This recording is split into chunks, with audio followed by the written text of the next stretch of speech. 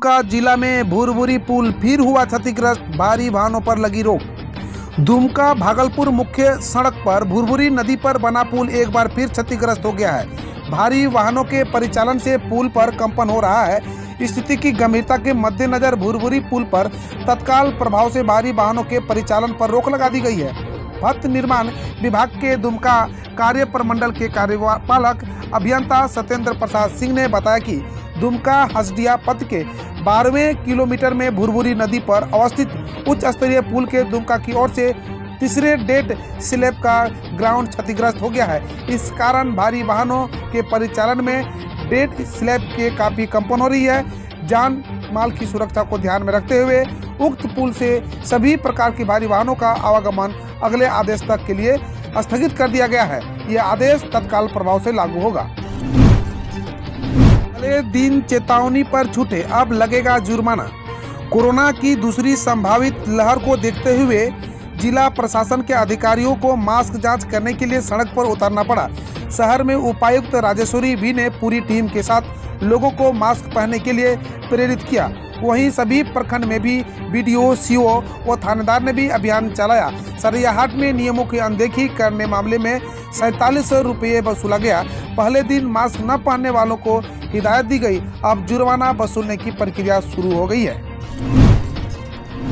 गोड्डा से है, गैर मर्द के प्रेम में दीवानी हुई नवविवाहिता दरोगा की वर्दी फाड़ी, थाने में उतार दी इज्जत। झारखंड से चौंकाने वाली खबर है। यहाँ प्रेम में बोराई एक नवविवाहिता ने थाने में घुसकर एक दरोगा की सरकारी खाकी वर्दी फाड़ दी। यह नवविवाहिता पति को छोड़कर अपने प्रेमी के घर रह रही थी। पति की शिकायत के बाद उसके प्रेमी को गिरफ्तार कर जेल भेज दिया गया। इसके बाद नवविवाहिता ने उसके प्रेमी को गिरफ्तार करने वाले दरोगा की थाने में घुसकर सबके सामने ही कॉलर पकड़ा और वर्दी फाड़ दी। मौके पर मौजूद रहे पुलिस वाले उसे पकड़ने दौड़े, लेकिन वह सबको चकमा देकर थाना से निकल भागी। मामला गोड्डा जिले के पथरगामा थाना क्षेत्र का है। यहाँ दरोगा की वर्दी फाड़े जाने के मामले की नवविवाहिता चांदनी कुमारी को काफी जदोजहद के बाद गिरफ्तार कर लिया गया है।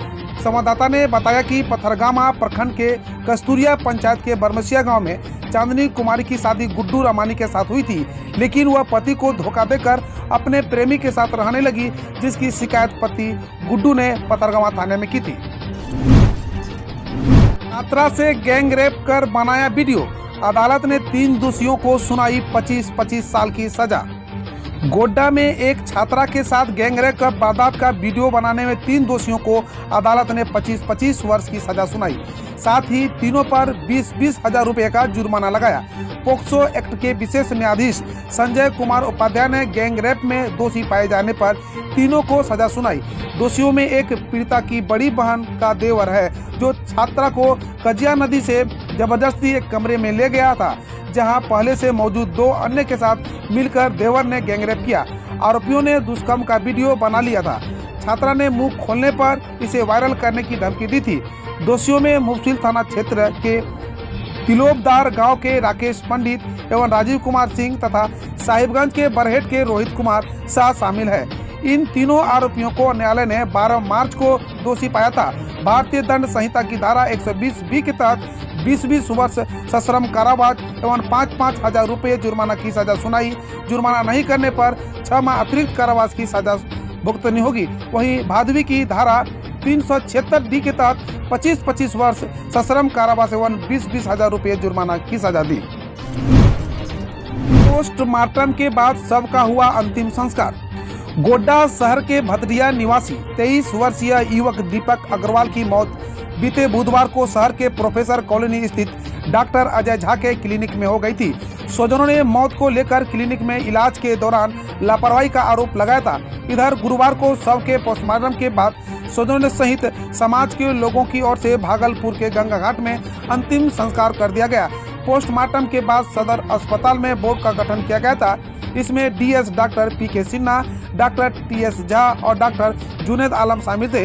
पोस्टमार्टम रिपोर्ट के आने के बाद नगर निरीक्षक अशोक कुमार सिंह ने स्वजन की शिकायत पर कानूनी कार्रवाई की बात कही थी, लेकिन गुरुवार को दाह संस्कार में शामिल होने स्वजन भागलपुर चले गए। लिहाजा उक्त मामले में अभी कोई कार्रवाई नहीं की गई है। हाई कोर्ट से गोड्डा सांसद को बड़ी राहत।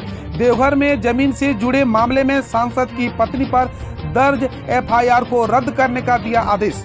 झारखंड हाई कोर्ट से गोड्डा के सांसद निशिकांत दुबे को बुधवार को बड़ी राहत मिली। जस्टिस आनंद सेन की अदालत ने जमीन खरीद से जुड़े मामले में उसकी पत्नी अनामिका गौतम पर दर्ज एफआईआर को रद्द कर दिया गया है। अनामिका गौतम के खिलाफ एक जमीन की खरीद मामले में देवघर के टाउन थाना में 2 एफआईआर दर्ज कराई गई थी। इसे निरस्त करने की मांग को लेकर हाई कोर्ट में याचिका दाखिल की गई थी।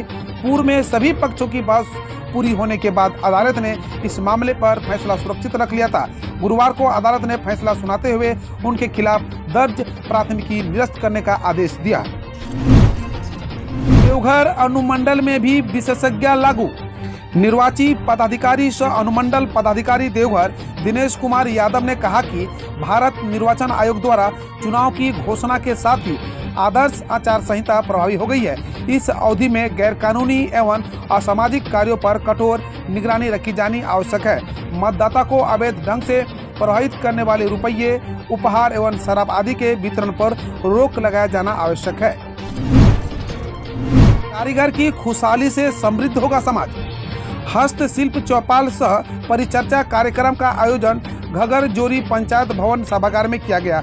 उपायुक्त मंजूनाथ भजंत्री ने अपने संबोधन में कहा कि भारत गांवों का देश है। यहाँ हस्तशिल्प की अपनी लंबी परंपरा रही है, जिसका सामाजिक सांस्कृतिक महत्व है।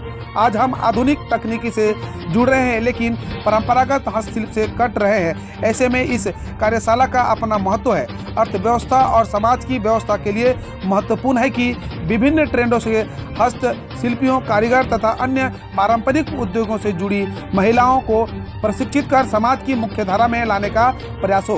उन्होंने कहा कि पारंपरिक हस्तशिल्पी व कारीगर जब खुशहाल व समृद्ध होंगे, तभी समाज खुशहाल होगा और अर्थव्यवस्था सुदृढ़ होगी। खबर जामताड़ा से। पापा को बिना हेलमेट व मास्क के घर से बाहर नहीं निकलने देना है। तुम्हारे पापा ने गलती की है ना, अब पापा जब भी घर से निकले तो उन्हें हेलमेट व मास्क पहनने के लिए याद दिला देना। गुरुवार को इंदिरा चौक पर मास्क जांच अभियान के तहत बाइक से अपनी छोटी बच्ची के साथ बिना मास्क व हेलमेट के सफर कर रहे एक पिता के समक्ष बिटिया को समझाते हुए एसडीओ संजय पांडे व सीओ मनोज कुमार ने यह बातें कही। इस बिटिया ने जब अपने पिता के अपराध को कबूल किया तो उसे चॉकलेट व मास्क पहनाकर अपराधियों ने मुक्त कर दिया। काला झरिया में डिलीवरी बॉय से 50,000 रुपये की लूट। करमाटार थाना क्षेत्र के काला झरिया बाजार से कुछ ही दूरी पर दोपहर एक कुरियर बॉय तपन पंडित से 2 बदमाशों ने पिस्टल दिखाकर नगद समेत 50,000 रुपये की संपत्ति लगभग छीन ली। बाइक सवार अपराधी कुछ ही देर में घटना को अंजाम देकर फरार हो गए। उनकी तस्वीर सीसीटीवी में कैद हो गई। पुलिस पहचान करने में जुटी है। कुरियर बॉय तपन पंडित ने बताया कि डिलीवरी करने के बाद करमाटाड़ के नवाडी के शीतलपुर गांव से काला झरिया रेलवे फाटक होते हुए जामताड़ा लौट रहे थे। काला झरिया बाजार से जामताड़ा आने के क्रम में तालाब के समीप उनकी बाइक के आगे अपनी बाइक लगाकर बदमाशों ने पिस्टल तान दी। फिर अपराधियों ने 20,000 रुपये नगद, 20,000 रुपये के डिलीवरी का सामान, मोबाइल, आधार कार्ड, एटीएम कार्ड आदि छीन लिए। पाकुड़ से पानी के लिए हाहाकार, खामोश है नगर की सरकार। गर्मी का मौसम शुरू होते ही शहरी क्षेत्र में पेयजल समस्या उत्पन्न हो गई है। शहर के कुछ एक वार्डों को छोड़कर लगभग सभी वार्डों में पेयजल के लिए हाहाकार मचा हुआ है। नगर परिषद के अधिकारियों की लापरवाही के कारण पाइपलाइन से जलापूर्ति नहीं हो पा रही है। शहर के लोग पानी खरीदकर गला तर कर रहे हैं। पेयजल आपूर्ति मामले में नगर परिषद के अधिकारी खामोश है। सूखा क्षेत्र वाले इलाके में टंकी से भी पानी नहीं पहुंचाया जा रहा है। इससे मोहल्ले वासियों में आक्रोश है। साहेबगंज के उधवा पक्षी अभ्यारण्य को दुनिया भर में मिलेगा पहचान। झारखंड सरकार के प्रयास से उधवा पक्षी विहार को दुनिया में पहचान मिलेगी। साहेबगंज जिला मुख्यालय से 22 किलोमीटर दूर उधवा प्रखंड की पहाड़ी के आसपास फैली 2 झीलों को मिलाकर 1991 में अविभाजित बिहार में उधवा पक्षी अभ्यारण्य बनाया गया था।